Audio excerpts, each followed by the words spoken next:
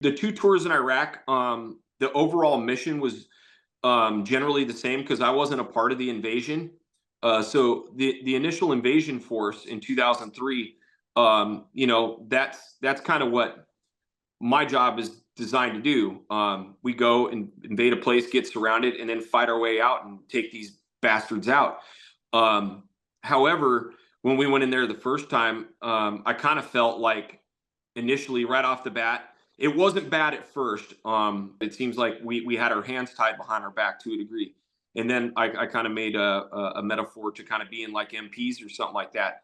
And I was like, this isn't our job. This isn't what I was trained to do, and I wasn't trained to walk around and hold babies and fricking run checkpoints. And when we finally did get to do our job a couple times, I mean, in '04, we didn't have our hands cuffed as much at first. It seems like right around 2005 is when they started putting restraints on us. They started giving us non-lethals. So wait, so you're in Iraq and you're out dealing with what? You're out in the city or you're out doing patrols Mhm. and you've got non-lethal rounds? Yeah, so I mean, we still had lethal force with us. They Okay. just gave us other means of using our escalation of force. As well. So instead of just killing innocent civilians just because, like, hey, that guy could have been a threat, and like, yeah, initially he looked like a threat, and that stuff happened, unfortunately, and that's the shitty side of war that people forget about. Is just like, unfortunately, with war, no matter what you do, some innocent people are gonna die. It's just a cold hard truth. Um, it's uh, it's terrible, and that's why they kind of got us into non-lethals and stuff like that. They were trying to prevent that stuff. There'd be times like, we instead of shooting a guy that's just not understanding English and us yelling, a goff or something like that, telling them to stop, and they don't hear us because of whatever reason or don't understand us, and they keep coming to us for whatever reason. And sometimes we're like, well, is this guy strapped with explosives? We don't know. Is this guy driving a car bomb? We don't know. And when they continue to ignore our escalation of force, then we have no choice but to take lethal action. But what the non-lethals did is, if we could take that individual and neutralize him and keep him alive without harming him, you know, to the point of where we got to take him to hospital or something like that, and then find out, oh, okay, there was nothing, this guy wasn't doing anything wrong, or this person wasn't doing anything wrong, and we're like, okay, well, we just saved a human life. And I have seen both instances. I think the non-lethals, to a degree, are a good idea. We were supposed to do counterinsurgency operations and make life harder for the guys that were the bad guys. Um, and that didn't really change rolling into the second tour. It was kind of the same deal. However, the fight changed. It was constantly evolving. They were constantly evolving to our TTPs, our tactics, techniques, and procedures, and we were doing the same thing with theirs. I used to get in trouble a lot on my second tour when I kind of got some leadership positions and stuff, because I adapted, I think, a bit quicker, and I didn't really ask for permission. If I saw a way that we could save one of our guys' lives and take somebody else down, I did it, and I didn't ask permission sometimes, and I would get yelled at, bitched out, whatever. But as long as my guys came home alive, I really did not care. That was a risk I was willing to take. Those were ash chewings I was willing to take. I was even willing to lose my rank and get kicked out over it. I didn't care, as long as we were the winners. That's what meant the most to me. That my guys came home alive every day, and that we were being a pain in the ass for the enemy. What's an example? So, you mentioning the counterinsurgency work that you're doing. So, um, I'm guessing over two tours in Iraq, and Afghanistan's a different thing, but I'm guessing over two tours of Iraq, a lot of the missions that you go on, kind of meld together in your mind, but I'm sure that there are some that stand out very distinctly in your mind of specific missions. Can you walk us through one that kind of describes, what operations were like for you in Iraq as you're doing the counterinsurgency? I mean, I could think of tons and tons of examples. I Yeah. could think of good ones. I could think of bad ones. I could think of success, and I could think of failure. And what I learned from those. Um, I mean, I could talk about the first time I lost a friend overseas, and it was that day was a pretty successful day overall, and we had just ripped out with one of the other platoons, so we were done with our kind of shift for patrols for that day, and those patrols kind of consisted um, a lot of driving around, a lot of sitting around, a lot of pulling security, a lot of walking in formations. Sometimes well, they were always tactical formations, but a lot of times you're walking in your staggered columns up and down streets and stuff like that and scanning. A lot of times we just called them presence patrols. So we were just kind of establishing like, hey, we're here. We wanted the populace to know that we were there to protect them as well.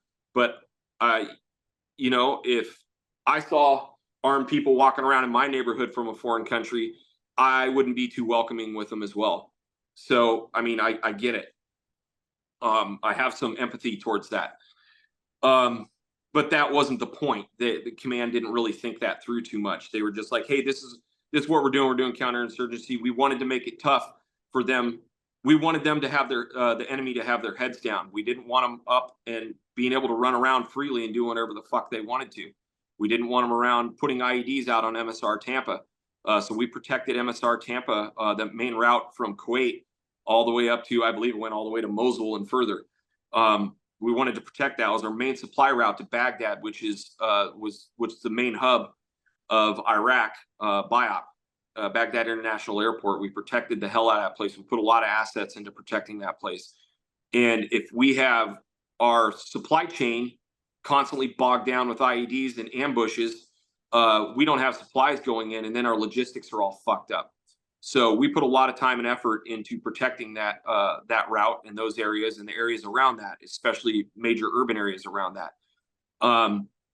That's why you kind of saw like all those main areas on those routes, and even off to like Fallujah was kind of a main route coming out of Baghdad, about 40 miles west of there, I believe. And so any of those areas that stayed on those main routes, the forces on the ground were mainly tasked out with protecting our assets, protecting our logistics, and getting our people in and out of there safely as well. We got politicians flying in and out of Baghdad International Airport, all the time, and so we got to be able to protect everything. So, for instance, like we had a bunch of guys in 04 that were shooting SAM missiles at incoming aircraft coming into the southern part of BIOP. And so they stuck us down there for a while to kind of interdict in that. And some bad stuff happened with that. And so this thing that I'm going to talk about with losing my buddy Sergeant Andrew W. Brown in October 2004 was in the southern BIOP area, and that was kind of what we were tasked to do. It was very rural farmland. You could see for miles and miles and miles, like out there. It was tough to do anything because there's irrigation canals everywhere. I remember that was a giant problem with us and our maneuverability. So a lot of times when they would hit us or something like that, they would do it from across from another canal, and it was like really hard to get across a river, to deal with the issue directly. A lot of times these guys were ghosts. You never saw them. You'd get hit and you didn't know where the hell it came from, who did it. And, and then you got pissed off grunts on the ground that just lost somebody, and they want to somebody's got to pay for it, and some bad shit happens sometimes. But I remember we ripped out with this platoon one day, and we were coming into southern BIOP. I can't remember the exact route, but I think it was called Yankees. And then we had to go to this route called, the commander called us and goes, "Hey, I want you guys to go down Route California one more time." And that was one of the most dangerous routes in our AO. Like, we knew if we went to that area, there was going to be contact there every single time. So it's not like we avoided the place. It's just with us on the ground, we knew that we had to tackle that area a different way than what they wanted us to do. And sometimes we would do it and get away with it. And other times they'd be like, no, that's not what we told you guys to do. We didn't tell you guys to get off and dismount and sweep the area off to the flanks. We told you guys to drive down it. And we're like, that is so stupid because we know we're going to get blown up. And every single time we would. And I remember driving down this route. We get heading on to California. And at first I was in the lead truck. And then I dropped back. We shifted everybody. The platoon sergeant was like, hey, he goes, you guys have been in the same positions all day. I want you to switch positions and get the guys in the front need a break. So he took me and he threw us towards the back, and he threw a new truck. Everybody kind of shifted up a position, and I went to the back. And I just remember we're driving down the route, and it hits this choke point and this big curve where you have to slow down. And overall over all the years, this IED wasn't that big of an IED, but it was the biggest IED I saw to that date. And it hit my buddy's truck directly, and it wounded all three guys in the vehicle. We usually ran skeleton crews in the front for this reason, to kind of minimize casualties if we took them. Sergeant Brown was in the TC seat, which is the front passenger seat with all the GPS and everything like that and radios. And the IED hit right next to his door and caved his door in and burned him real bad. And so I remember going, we pulled up. Some other guys went on far side security, and I just remember my buddy Dale, he was one of the other machine gunners. He starts lighting up this building, and I was like, I remember him telling me before we went on patrol, he's like, I'm sick and tired of this bullshit. He goes, somebody fucks with us today, we're shooting them. And I was like, all right, man, far out. Make sure you got positive identification on your targets. And he did. He actually flushed out the trigger men out of this building that they detonated the IED from, because it was a command wire IED, and they hit the truck directly.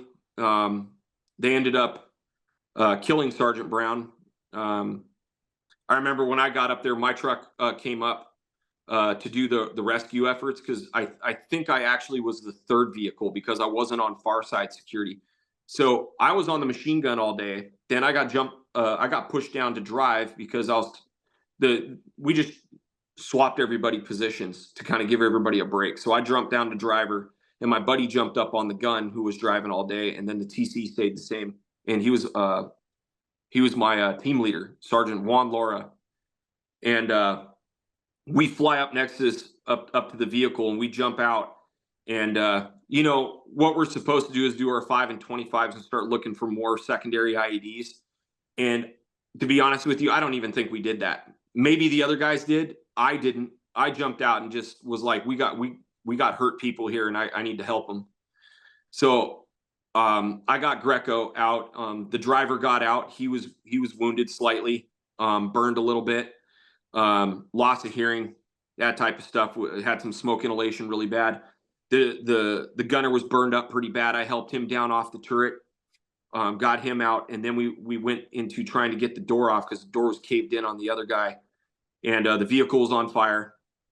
So we had to work fast, and it seemed like it took forever. But one guy told us, he goes, "Dude, that took you guys less than 3 minutes to do the Casevac." And I was like, "Get the fuck out of here!" It seemed like it was 15, 20 minutes easy. And he's like, "No, that was 3 minutes."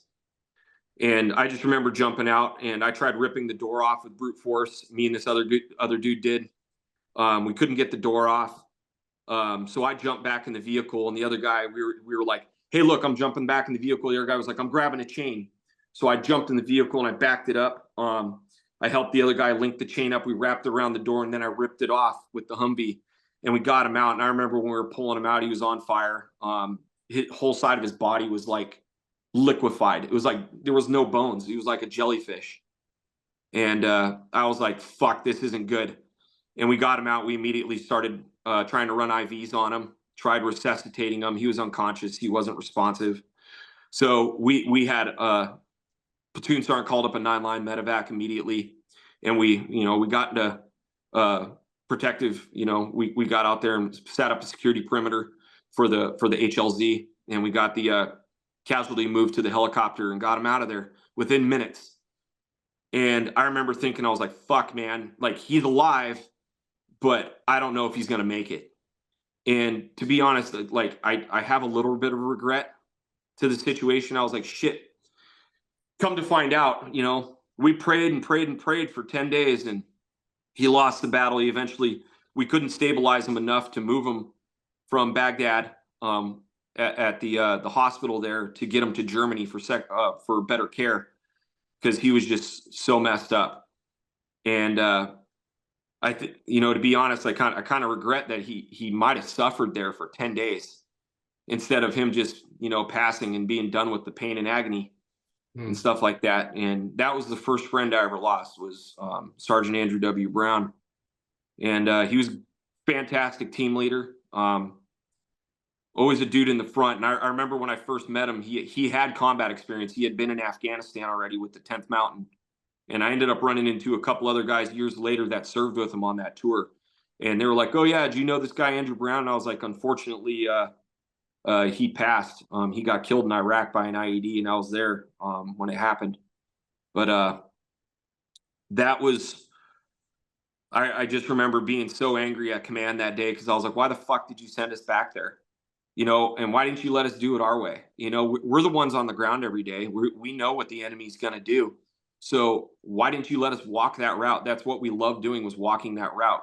We even would set up small kill teams out there. Like, we would walk into like an area that was, covering concealment, and then we'd walk out and we'd leave a guy with an M14, a couple guys behind with us, an M14 to take people down if they went out there and put IEDs in behind us, because they would do that. We would drive down the route and nothing would happen. There you go. Oh, go back down it again. We come back down and bam, we get hit. And we're just like, well, there weren't any IEDs there for a couple hours ago, and now there's an IED there. So they're putting them in behind us. And people just don't pay attention to this shit. They just, have hard heads. And I don't know. I can't speak for the people calling the shots. I just thought it was stupid. If I'm understanding you, then before you get sent on this mission, you guys are saying, hey, we need to have some soldiers out front, basically scouting the area, looking around, making sure Yep. there aren't any IDs, rather than just sending the convoy right through without that scouting. That's basically the issue, right? And they said, no, you can't have guys out ahead. Just drive through. Right. And unfortunately, it took Sergeant Brown getting killed and two other guys getting wounded for them to go, you guys are right. Maybe you should start, walking the flanks of those roads and sweeping them for command wires and stuff like that, or kick. And then after that, we started kicking up guys that were out in the distance. They'd be like, oh shit. And somebody would kick a command wire up, and we're like, oh. And then we knew, like, hey, look, if the wire's running from here, it's probably over there, because that's a good aiming point, And then once you look at it, you go, oh shit, look at this. They're using this whole thing to aim from a distance. They have these things lined up. They would put stakes out there, or something that was some sort of reference point for them to look at, that would use almost like a rifle sight, from a distance. And we started busting them. We started kicking them up, and we caught a couple guys doing that. Like I said before that tour, we trained as enemy for like a year, and we got really, really good at it. And we lost two dudes on that tour from two different platoons. The casualties were fairly minimum, I would say. Like, we got really lucky a lot, but I'm not going to call it all luck, because sometimes good luck is because you know what you're doing. And we started implementing what we learned as enemy, and we started going. I remember walking through this neighborhood. See, I talked about the bad. I'll talk about something good now. And I remember walking through this neighborhood. This is months later, and we're in Abu Ghraib, right outside of Baghdad. And we had moved sectors. They moved us out of there. They put some Louisiana National Guard infantry guys in behind us there to kind of secure that area. They moved us into Abu Ghraib in this area called 4th of July and 30th of March were the two neighborhoods we were in. And we're walking through this neighborhood, and we're doing night operations, and it's kind of the same thing. We're doing presence patrols. We're looking for people doing bad shit at night that shouldn't be out. At this time, it was basically martial law in Iraq. You weren't supposed to be out after a certain time. So if we found people, I mean, we basically would arrest them and get the IPs involved. And these guys did not want to get. Nobody wanted to get caught by the IPs because you're probably not going to see your family again. You're going to get tortured. You're going to get interrogated. All sorts of stuff. Yeah, you're at least going to get the shit kicked out of you at the bare minimum. So we're walking through this neighborhood in the middle of the night, and I walk past this brick pile, and I got my MVGs on, my night vision goggles, and I'm walking by one of our other team leaders, a guy named Sergeant McCowan, and I was like, hey, we kind of paused, and I was like, hey, Mac, and some guys up in front of us, they were checking out this vehicle, and they found some mortar shells in the back of this vehicle. And I was like, Mac, I was like, something's not right here, man. I was like, something's not right. And he's like, I know. He's like, I just have this bad feeling too. And I was like, yeah. And I was like, I'm just going to look around a little bit. And so I found this brick pile right across the street. And this brick pile was just shaped funny. And I was like, man, that doesn't look right. Something's just up. And I started ripping this brick pile apart. Well, it was just a shell. It was just the cinder blocks and bricks on the outside of this pallet. And the whole inside of it wasn't bricks and stuff like that. It was filled with anything from machine gun ammo, mortars, rockets, IEDs were in there. And I was like, oh shit. I started ripping this apart, and I was like, Matt, come here. And he comes over and he starts helping me rip this thing apart. And yeah, it was a weapons cache. And it was hidden in plain sight right in front of everybody, you know? Wow. And there had to have been some sort of drop off and pickup that was going to happen there. And so with us making all the racket we made and everything like that, I think we kind of, you know, fucked that up, because we sat there for hours and we're like, okay, well, somebody's going to come back and be looking for this stuff. So we kind of went into LPOP operations, where we drop a couple guys off, you know, with sniper rifles and, you know, a couple small teams, and nothing ever came to fruition from that. Because once you do that, you make all that noise. I mean, there's dogs everywhere going nuts and everything. And, you know, everywhere we walked, I mean, there was somebody. And when you go into an area in Iraq and Afghanistan and you think you're being sneaky and you get seen by one fucking person, one barking dog, you're busted. The whole goddamn area is going to know you're there. And they pass that word around. They didn't really even use cell phones. I mean, it was just word of mouth. They even used carrier pigeons, you know, all sorts of stuff that they were doing. Another really major operation that happened there, we ended up busting. I think I sent you a picture of it. There's several guys on the ground. We got a Deshka machine gun, RPGs there. That was just one of the pictures I have. That was my platoon.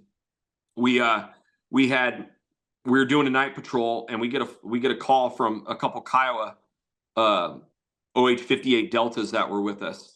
And this dude calls us like, hey, I got a bunch of dudes hiding, you know, on our thermals. I see a bunch of dudes hiding in these in this canal up here filled with all this reed grass. And we're like, okay, it's after hours. We're going to be there. We're like, lock them down and keep, you know, don't let anybody escape. And they did. They locked them down until we got in there. And then they started telling us, they're like, we got 8 guys. We got 10 guys. We got 12 guys. And we're like, oh shit. Like, something's going on here. And then it was a wide open field to MSR Tampa. And they were setting up a complex ambush on some of the convoy, resupply convoys that were going through there. They were going to attack them. And they had some heavy weaponry with them. We rolled into there, and there was a couple shots fired. They were just warning shots though. But we took this entire squad of insurgents down, and we hardly fired a shot. But I remember we surrounded the whole area, and then we stuck guys, you know, we had guys take off all their gear, and they went into this area in straight BDUs and rifles, and some of them just with knives, into this canal. And they started pulling these guys out, and these guys wanted to get away from us and hide from us so bad they were literally drowning themselves to get away from us. Wow. And like my buddy Villasenor, he stepped on a dude, and then he pulled him out. He was like, shit, I found a guy. And I remember I was up on the machine gun, up on the bank above him, pulling security, and he's dragging this guy up by his hair. And, you know, this guy was kicking and screaming. He punched him in the face a couple times, and we drug him up there and put him in flex cuffs. And these dudes were all going to ambush guys. But we just had that platoon, that company had a sixth sense, and it saved a lot of lives. I'll never ever take that back. We had this guy we called EOD, and he would just walk around and he would just give me a shovel. He'd take out an E tool and start digging. He would find a cache. We were like, how the hell do you do that? Wow. Just some of these guys had a sixth sense. That's the IED that killed Sergeant Brown. Yeah, I did the crater analysis on that. So I got told, one of our team leaders in platoon sergeant came over and said, Hickson, take your shit off and get in that hole over there and see if you can find, some stuff that'll give us an idea of what the hell they used. So we'd be able to look for these items later on around the area and markets and stuff like that. And what I found in there was a lot of sheet metal, and it looked like it was they have these big tubs of lard. They're huge, and it looked like that was packed with a bunch of HME. It's a type of accelerant made out of ammonium nitrate fertilizer, and it looked like they packed it with. There was definitely accelerant. I saw the explosion, and it was a giant fireball. So I on top of the HME, I think there was a lot of accelerant packed in there, or some sort of like napalm type stuff, and it looked like there was gasoline or something like that used in it, that made the giant fireball. But there was definitely a lot of HME packed into that thing, and it was a big tub just packed with explosives. And I didn't find any stuff like nails, marbles, ball bearings. I just remember finding like shards of sheet metal that looked like they were from like those giant tubs of lard that they would sell in the markets. I was up on that tower. That was a place we called the Milk Factory. That wasn't a base. It wasn't like a little cop or something like that. It was guard towers that were from the Saddam Hussein regime, and I was just up there pulling security for some guys, and there was some gunfire from the other sides of the walls while they were back there digging. So one of those caches that I sent you a picture of, those guys were unearthing that cache, and I was up in that milk tower providing overwatch security because there was this big long canal that was next to it on the other side of that wall, and we heard some gunfire from down the way from one of those walls. So I was just out there kind of looking for targets or something like that, or trying to pinpoint something. I never ended up returning fire right there. I was just kind of looking for somebody to help protect our guys that were digging up that cache at the time. He was one of my first friends when I got up to Fort Richardson, Alaska. Him and several other guys of ours got handpicked to be on personal security detachments to escort VIPs, politicians, you name it, high-ranking military officials. And they were like, "Hey, you're going to be working with this dude and a couple other dudes, and you guys are going to train with asymmetrical warfare group. You're going to train with Aegis Blackwater guys, and you're going to get cross-trained to do security details." And so I was like, okay, cool. So we did a lot of that stuff. I mean, I spent the majority of my tour doing that stuff. And I kind of thought, I was like, well, this is kind of cakewalk shit. I don't want to be doing this, it's kind of cool guy stuff or whatever. We got really good equipment. Don't get me wrong. They gave us some cool stuff. And I got some good training with some pretty high speed dudes. But I kind of thought to myself, this is going to be cake. I was really wrong about that. What I didn't realize is, when you're transporting around top tier targets for the enemy, that's going to attract a lot of attention from top tier enemy as well. That's how I met Sergeant McMillan. He was great guy. I immediately got along with him well because he was actually deployed to Afghanistan with Sergeant Brown. He was in the same platoon as him. Wow. So when I met him, we immediately became friends because of that. He was the brand new staff sergeant. I was a brand new sergeant. And then our buddy Tom Donaldson and another sergeant named Adam Kennedy. He's a guy, you'll see him in there. He's got those amber colored lenses on. We kind of had a giant, it wasn't a platoon, but it was a big squad, I guess is a good way to put it. We had one officer, one sergeant first class, one staff sergeant, and 3 sergeants, and then a bunch of Joes. And it was not conventional at all. But I worked with those guys, and what sucks is we lost a lot of guys out of that element, a lot. Adam Kennedy got killed. Staff Sergeant McMillan got killed. He was killed by an EFP.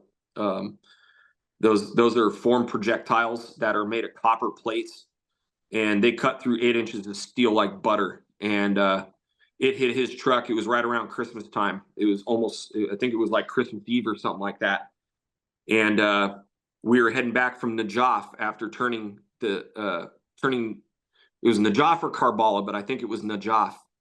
And we were down there, and we gave this big ceremony. We flew some politicians in. We were working with some Aegis guys down there. They were British contractors. A lot of them were former SAS dudes. And we were on our way back up to FOB Kalsu on MSR Tampa. And McMillan took the first group up with, we flew the colonel back on a Black Hawk. And I think the colonel and the sergeant major were heading back on a Black Hawk, and we put a small element with them. The rest of us took all the vehicles back.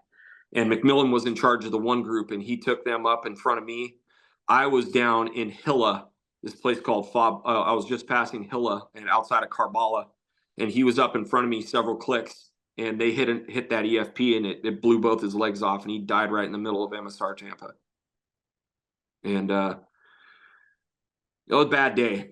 He was highly loved by everyone. He was a really, really good dude. I miss that guy the whole rest. I still miss that guy. He was a good dude. And unfortunately, there's not a goddamn thing any of us could have done.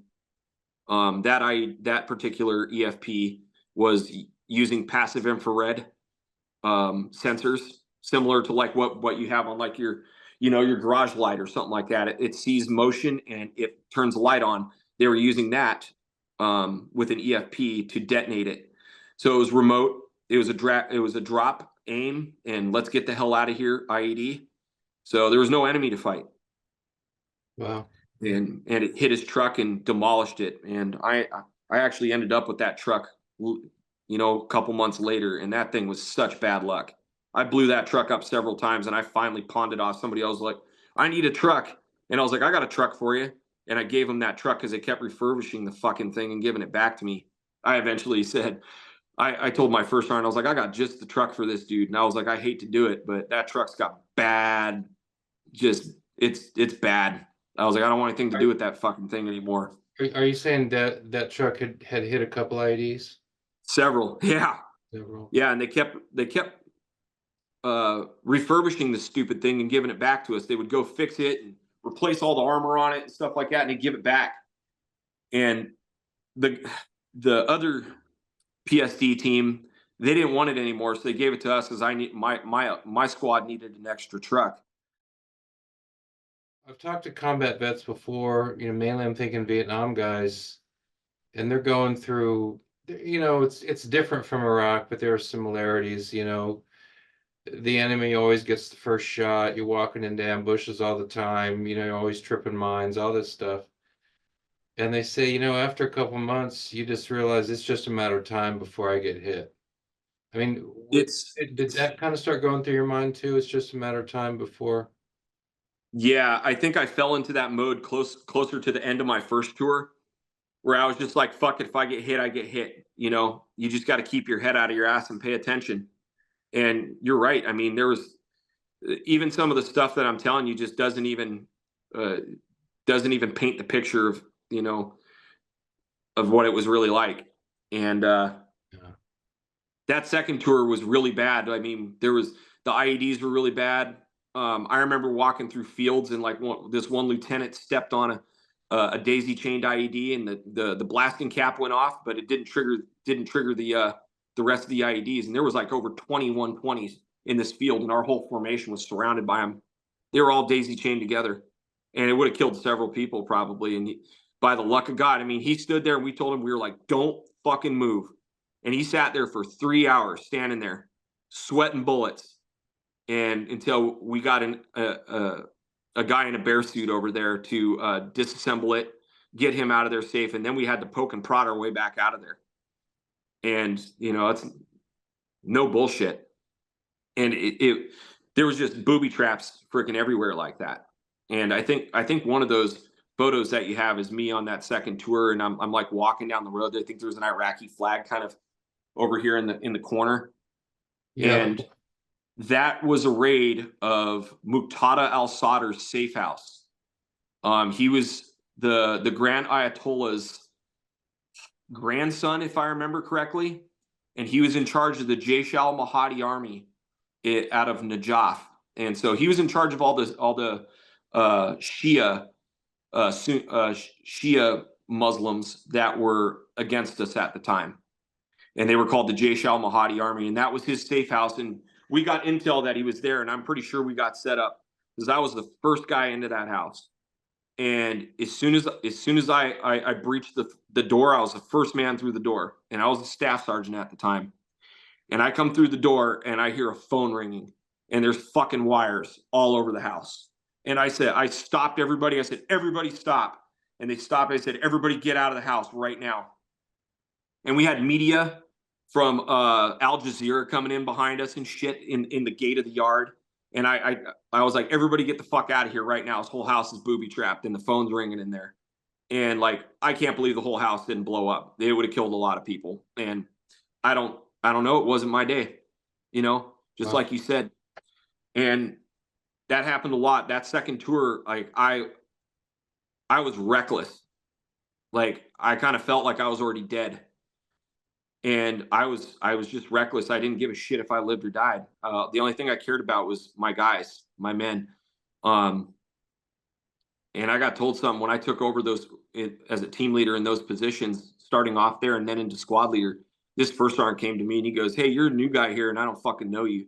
And he goes, "These guys around here, these are my guys, and I love them." And he goes, "Any one of them get killed on your watch, it's your fucking fault."